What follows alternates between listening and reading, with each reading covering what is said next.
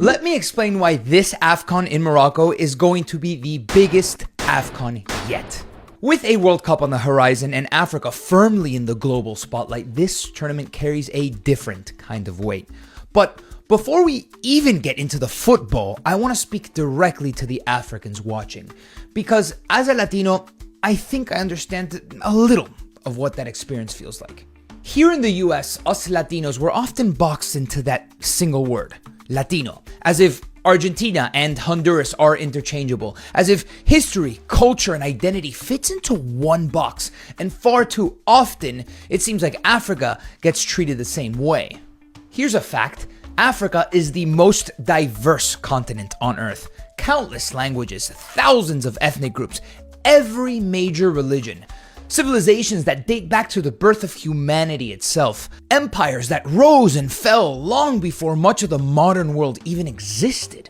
So when we say African football, it's not a single thing. It's the flair and technical eccentricity of Moroccan ballers, the deep-rooted pride and history of Egypt, the power and precision of Senegal, the resilience of Côte d'Ivoire, the confidence and identity of Niger, the collective spirit of Bafana.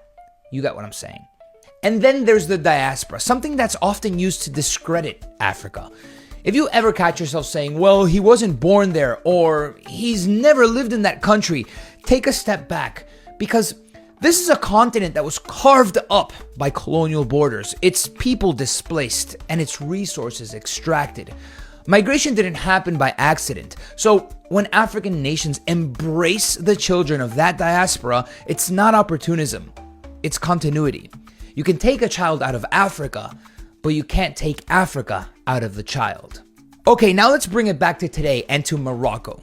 Morocco isn't just hosting AFCON, it's setting the tone, not only for this tournament, but for the 2030 World Cup.